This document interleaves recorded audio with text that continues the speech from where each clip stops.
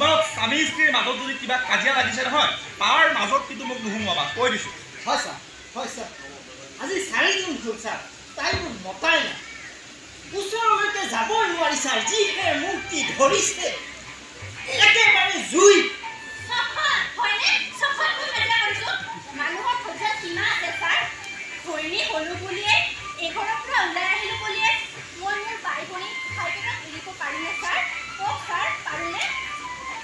কথা কি ভালকৈ কোৱা গুণেশ্বৰ বাহিৰত যা ছাৰ মই ইয়াৰ পৰা আঁতৰি গ'লে ছাৰ তাই আপোনাক যিখনলৈকে দীঘলকে লগাব এই মুখখন ছাৰ একেবাৰে লাও পাত কচু পাত মই বুলিহে ছাৰ ইমান দিনে তাইৰ লগত বান্ধি আছো আৰু কোনোবা কোৱাহেঁতেন ছাৰ ইমান দিনে এৰি হৈ গ'লহেঁতেন ছাৰ মই কৈছোঁ নহয় তই বাহিৰলৈ যা ছাৰ এই কথা ছাৰ তই বাহিৰলৈ যাবিনে নেযাওঁ এই কথাবোৰ বিশ্বাস নকৰিব তই বাহিৰলৈ যাবিনে নেযাওঁ তোমাক বাহিৰ যাব কৈছে তুমি নোযোৱা কিয় এই মুখখন বাইদেউ আপোনাতকৈও চোকা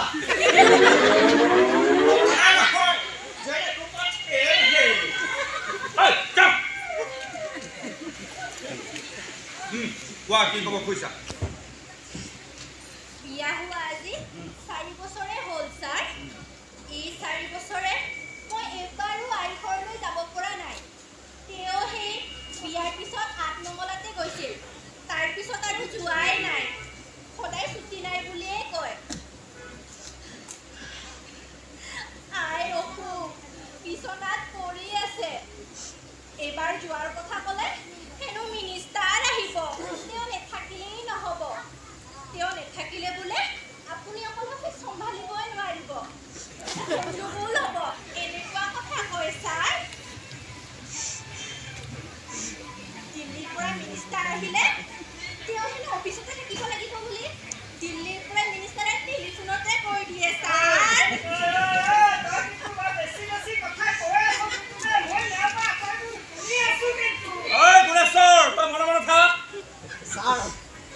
এই ছাৰ যিবোৰ কথা কৈছে এই আটাইবোৰ কথা মই কোৱা নাই ছাৰ অৱশ্যে মিনিষ্টাৰ আহিলে যে আমাৰ ডিউটি অকণ বেছি হয় সেইটো কথা কিন্তু কৈছোঁ ছাৰ মই বাহিৰলৈ যাবলৈ কৈছোঁ নাই অলপ কাম ধৰি ধৰি কথাটো কৈ দিছোঁ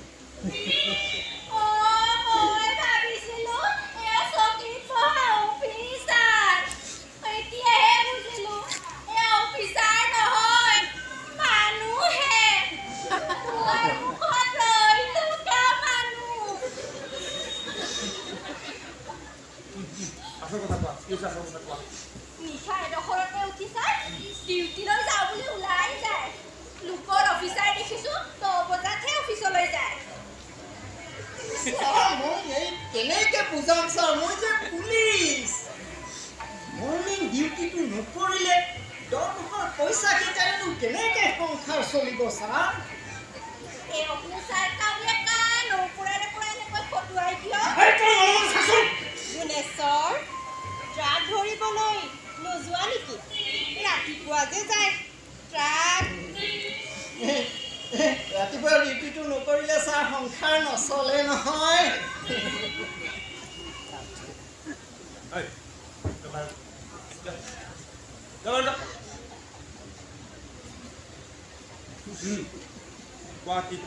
আজে বাজে কথা কৈ নাথাকিবা আচল কথা কোৱা পৰহিলৈ ছাৰ মোৰ ভনীজনীৰ বিয়া ঘৰৰ পৰা খনে খনে চিঠি দি আছে তেওঁকো যাবলৈ কৈছে তেওঁ নাযায় বোলে মিনিষ্টাৰ আহিব আই বিচনাত পৰি আছে ছাৰ আপোনাক চাবও কৰিছোঁ এসপ্তাহমানৰ কাৰণে এওঁৰ ছুটি মঞ্জুৰ কৰক ছাৰ ঠিক আছে তুমি দেখুৱা একদম বেয়া কৰিব ছাৰ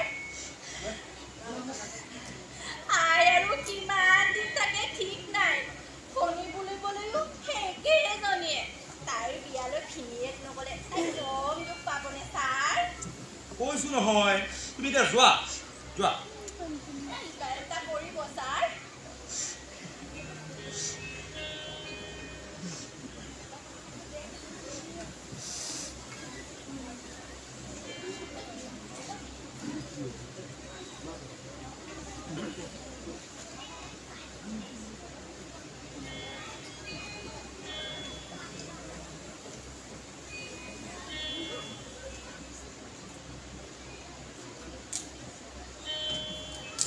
গুণেশ্বৰ গুণেশ্বৰ এটা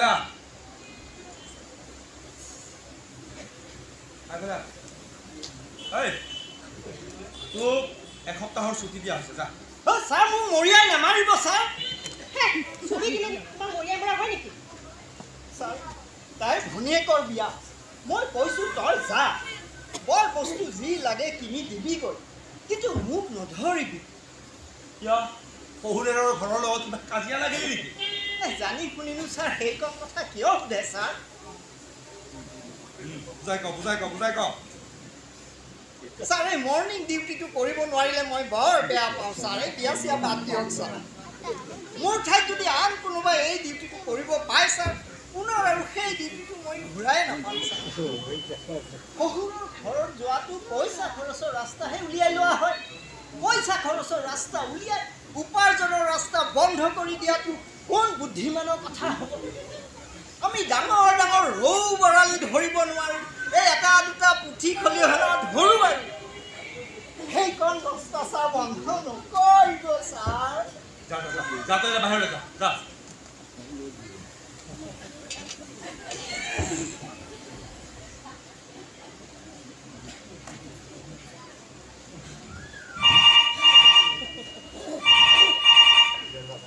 হেল্ল' হয় মই অভিষেক কৈছোঁ হয় য়েছ ছাৰ গুড মৰ্ণিং হয় ছাৰ হয় হৈছে এই 2-2.5 ঘণ্টামান হৈছে ছাৰ হয় ছাৰ সি কাকো মানিবই নোখোজে ছাৰ হয় ছাৰ এই ৱাইন শ্বপ এখনলৈ গণ্ডগোল কৰিছে মালিকৰ দাঁত ভাঙি দিছে ছাৰ তাৰ লগত বেগাৰো আছে আৰু পিষ্টলো আছে হয় ছাৰ সি কাকো মানিবই নোখোজে ছাৰ নহয় মানে ছাৰ এই 2-1 নামাৰিলে নহয় কাৰণে অলপ চলপ মাৰিছোঁ ছাৰ ঠিক আছে আপুনি নিজে আহি তাৰ লগত কথা পাতি লওক তেতিয়া আপুনি বুজিব সি কি সাংঘাতিক বস্তু ঠিক আছে আপুনি নহালৈকে মই থানাতে আছোঁ ঠিক আছে অ'কে ছাৰ ভদ্ৰ ঐ ছাৰ এইটো কি কৰিছিল কাৰ কথা কৈছে ছাৰ এই যে ৱাইন শ্বপত গণ্ডগোল কৰিছিল ল'ৰাজন তাৰ কথা কৈছোঁ সি মোক মাৰিবলৈ খেদি আহিছিল নহয় ছাৰ খেদি আহিছিল নে মাৰিছিল সিনো মোক কি মাৰিব ছাৰ সি মোৰ ফালে অহাৰ লগে লগে মই চিঞৰি লৈ নহয় লাঠিডালেৰে আঙুলিতে টাপ টিপিত লগাই দিলোঁ আৰু ছাৰ সেইখিনি সময়তে আপুনি গৈ পালে শুন এতিয়া DSP চাহাব আহিব সুধিলে সি তোক চুলিত ধৰি 2 ঘোচা মাৰিছে বুলি ক'ব লাগিব হ'ব ছাৰ হ'ব ছাৰ ঠিক আছে তোৰ দাঁতৰ বিষ বুলি কৈছিলি নহয় ছাৰ এতিয়াও ছাৰ বেলকনিত এই দাঁতটো ছাৰ এতিয়াও লৰি আছে মুখৰ ভিতৰত দেখোন এওঁ কিবা বেলকনি ওলাল নহয় ওপৰৰ পাৰি দাঁতৰ কথা কৈছে আপোনাৰ চিপাহী কেইজন চিনেমা হললৈ বৰ বেছিকৈ যায় যেন পাইছোঁ নাই বাইদেউ চিনেমা চাবলৈ ক'ত সময় পাওঁ অৱশ্যে কেতিয়াবা ব্লেকাৰ বিচাৰি যোৱা হয় বিহু পূজা এনেকুৱা ধৰণৰ উৎসৱবিলাকত ব্লেকাৰ চেকাৰ বিচাৰি অকণমান সহায় সহযোগিতা বিচৰা নহয় জানো বাইদেউ কিন্তু আমাৰ বিষয়ে বৰ ভালকৈ জানে দেই জানো বহুত ভালকৈ জানো সেই পুহমহীয়া জাৰৰ দিনত যে ৰাতি ক'ত পোৱাল ক'ত নোপোৱালতে ৰাজচালিলৈ গৈ ট্ৰাক ধৰা ডিউটিটো কৰিবলৈ ভাল পোৱা নহয় জানো সেইটোও জানো বুজিছা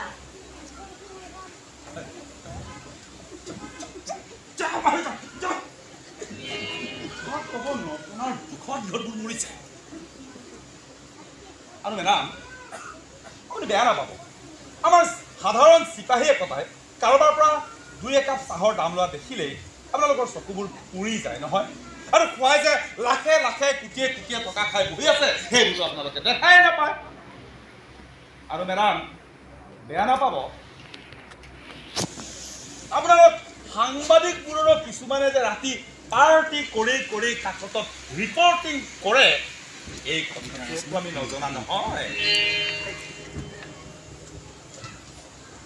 আচল কথালৈ আহক য়েছ মই কৈ আছোঁ এই আপোনাৰ হেৰুৱা স্কুটাৰখনৰ কথা য়েছ আচ্ছা এই ৰংটোৰ কথা কি কৈছিলে ধোঁৱা বৰণীয়া বুলি কৈছিলে নহয় জানো হয় আচলতে ধোঁৱা বৰণীয়া বুলি ক'লে আমাৰ অলপমান অসুবিধা হয় এই ধৰক কাঠখৰিৰ ধোঁৱা আৰু বাঁহখৰিৰ ধোঁৱা, ধান খেৰৰ ধোঁৱা আৰু কয়লাৰ ধোঁৱা, এই আটাইবোৰ ধোঁৱা একে বৰণৰ নহয়তো। এনিৱে ৰংটোৰ বিষয়ে বাৰু মই ধাৰণা এটা কৰি লৈছোঁ। আৰু কিবা সুধিব? আচ্ছা মেডাম, আপুনি স্কুটাৰ চলোৱা শিকিলে কেতিয়া পৰা? এবছৰ হ'ল। কোনে শিকাইছে সেইটোও ক'ব লাগিব নেকি? মোৰখন স্কুটাৰ, প্ৰয়োজন হ'লে মই মটৰ চাইকেলো চলাব জানো। আশা কৰোঁ মোৰ প্ৰফেশ্যনটোৰ বিষয়ে আপোনাক ইয়াতকৈ বেছি আৰু একো ক'ব নালাগিব। নাই নাই নালাগে নালাগে, এইটোতো আপুনি আগতে ক'লেই মোক। চাহ আনিলি? মই দেখোন চাহ নেখাওঁ বুলি কৈছিলোঁ, তোমাকতো মই চাহ আনিবলৈ কোৱা নাছিলোঁ। আপোনাৰ নিচিনা বাইদেউ আহিলে চাহ খুৱাই লওঁ।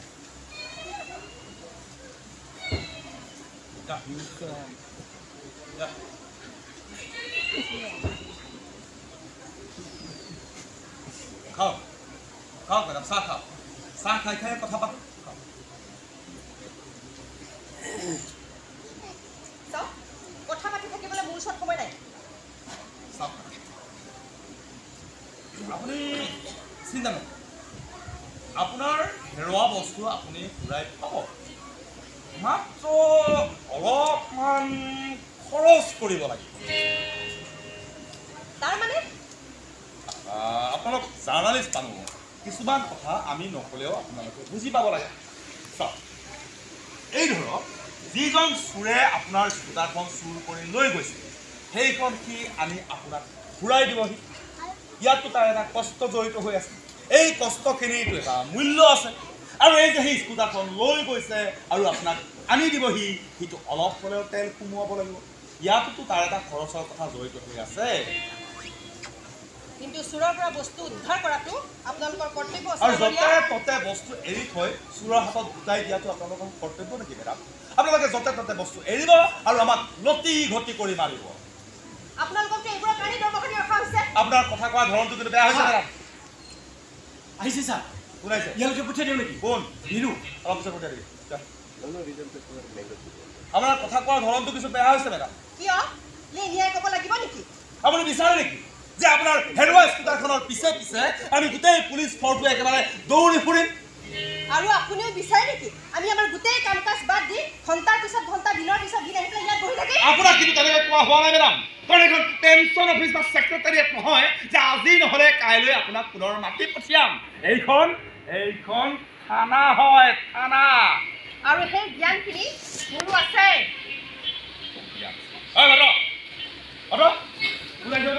বিনু আহিছে ছাৰ। হয়, দেখিলে মেডাম, চোৰ আহি হাজিৰ।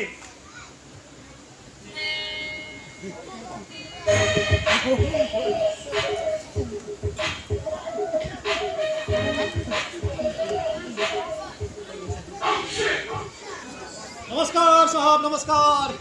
बर्बाद किया हॉल नेकी साहब, मुझसे माटी पठाले साहब। এই বিনু, তই কিন্তু আজিকালি বৰ বদমাছ হৈছ। कृष्ण सीटी মই কি কৰিলো সাহেব? এখেতক চিনি পাওঁ? এখেত সাংবাদিক বাইদেউ। আৰে এখেতক কোনে চিনি নাপায়?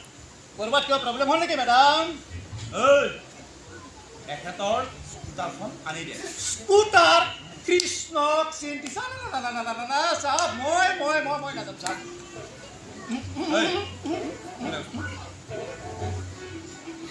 এখেতৰ স্কুটাৰখন কালি চুৰি হৈছে, তই নিয়া নাই? মোৰ পৰা চুৰি হৈছে সাহেব। ঐ, বেছি কথা সুধি থাকিব নালাগে। ভালে স্কুটাৰখন আনি দে, নহ'লে মোক চিনি পাৱে একদম লকাপত সোমাই ধম কৰিছোঁ। কিন্তু স্কুটাৰখন ক'ৰ পৰা চুৰি হৈছে মইতো জানিব লাগিব না।